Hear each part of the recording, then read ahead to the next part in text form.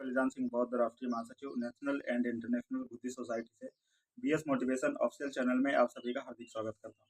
दोस्तों, जैसा कि आप सभी लोग जानते हैं कि 22 प्रतिज्ञाओं को लेकर के देश भर में कितना विवाद रहता है। जो बौद्ध धर्म की 22 प्रतिज्ञाएं ली जाती हैं, जो बाबा साहब डॉक्टर भीमराव अम्बेडकर ने हमें 22 प्रतिज्ञाएं दी थी, उस पर भाजपा और हिंदू परिषद के लोग, हिंदू धर्म के लोग हमेशा उस पर आपत्तिजनक टिप्पणी करते रहते हैं और उसको गलत ठहराते हैं।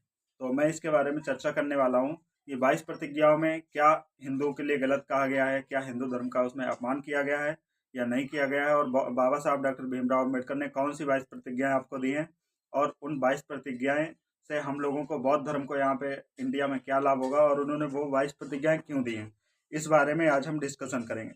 बाबा साहब डॉक्टर भीमराव अम्बेडकर ने 14 अक्टूबर 1956 को 5 लाख अनुयायियों के साथ नागपुर दीक्षा भूमि में हिंदू धर्म त्याग कर बौद्ध धर्म ग्रहण किया था। इसी दिन उन्होंने पहले बौद्ध भिक्षुओं से बौद्ध धर्म की दीक्षा स्वयं ग्रहण की थी, और उसके बाद उन्होंने स्वयं उपस्थित लोगों को बौद्ध धर्म की दीक्षा दी थी। बौद्ध धर्म की दीक्षा के हिस्से के रूप में उन्होंने सभी को 22 प्रतिज्ञाएं दिलाई थी। 22 प्रतिज्ञाएं आपको मैं बताना नहीं चाहता हूं, क्योंकि 22 प्रतिज्ञा आप सबको पता है, वीडियो लंबी हो जाएगी, इसलिए 22 प्रतिज्ञाओं को मैं स्किप कर रहा हूँ। ठीक है, तो 22 प्रतिज्ञाएं आपको पता ही है कि क्या है। अब प्रश्न ये उठता है कि बाबा साहब ने इन 22 प्रतिज्ञाओं को बौद्ध धर्म की दीक्षा का हिस्सा क्यों बनाया, क्योंकि बाबा साहब से पहले तो 22 प्रतिज्ञाएं यहाँ पे नहीं थी इंडिया में, और इंडिया से बाहर भी 22 प्रतिज्ञाएं नहीं है। तो इसे समझने के लिए जानना जरूरी है कि इन प्रतिज्ञाओं के रहने ना रहने पर क्या खतरा हो सकता है, इंडिया में बौद्ध धर्म को क्या खतरा हो सकता है। बाबा साहब ने इन्हें दिलाने की जरूरत का उल्लेख करते हुए महाबोधि सोसाइटी के महासचिव वली सिन्हा को सूचित किया कि धर्म दीक्षा समारोह के लिए हमने एक संस्कार पद्धति बनाई है। बौद्ध धर्म की दीक्षा लेते समय हर एक को वे संस्कार करने पड़ेंगे। बाबा साहब का मत था कि सर्वसाधारण अज्ञानी मनुष्य का धर्मांतरण बिल्कुल धर्मांतरण नहीं है, केवल नाम मात्र की घटना होती है। भारत से बौद्ध धर्म का लोप होने का, यानी कि लुप्त होने का एक मुख्य कारण यही है कि अज्ञानी लोगों ने अपने डुलमुल रुख के कारण बुद्ध की पूजा के साथ साथ बौद्ध धर्म में अपने पूर्व जीवन के ब्राह्मणों द्वारा जो देवी देवता थे उनकी पूजा भी जारी रखी। यानी लोगों को ज्ञान की कमी थी और लोग बौद्ध धर्म अपना तो लेते थे, पर ज्ञान के अभाव में वो लोग बुद्ध की पूजा के साथ साथ हिंदू के जो देवी देवता थे उनकी भी पूजा करना जारी रखते थे। इसलिए यहाँ पे बौद्ध धर्म को बहुत खतरा होता था और लोग उससे, हिंदू धर्म से निकल नहीं पाते थे। इससे स्पष्ट है बाबा साहब की मुख्य चिंता पूर्व की गलतियों से शिक्षा लेकर बौद्ध धर्म में हिंदू देवी देवताओं का के पुनर्प्रवेश को रोकने हेतु तो सावधानी बरतना था, इसलिए 22 प्रतिज्ञाएं दी गई।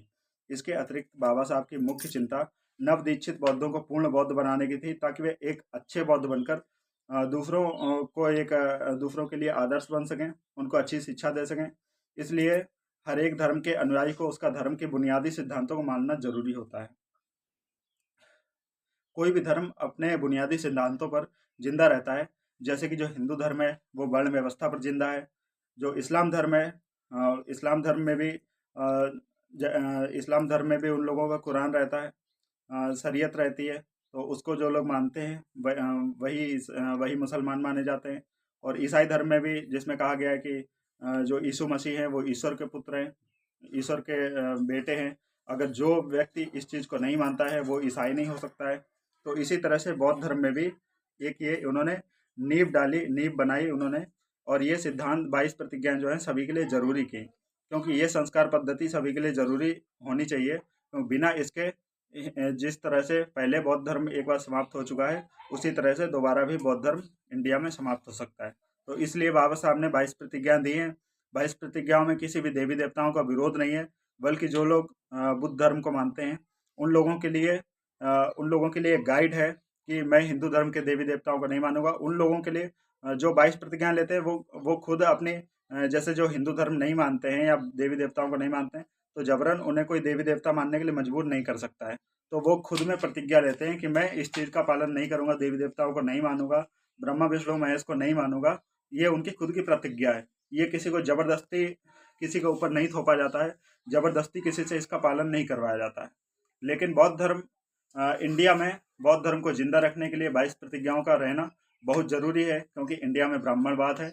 ब्राह्मणवाद की वजह से भारत में बौद्ध धर्म पहले भी समाप्त हो चुका है और दोबारा भी समाप्त होने का खतरा रह सकता है। तो धन्यवाद दोस्तों, मुझे लगता है आपको जानकारी पूरी मिल गई होगी। और वीडियो को ज़्यादा से ज़्यादा लाइक करें, शेयर करें और कमेंट करके अपनी राय ज़रूर दें। थैंक यू दोस्तों।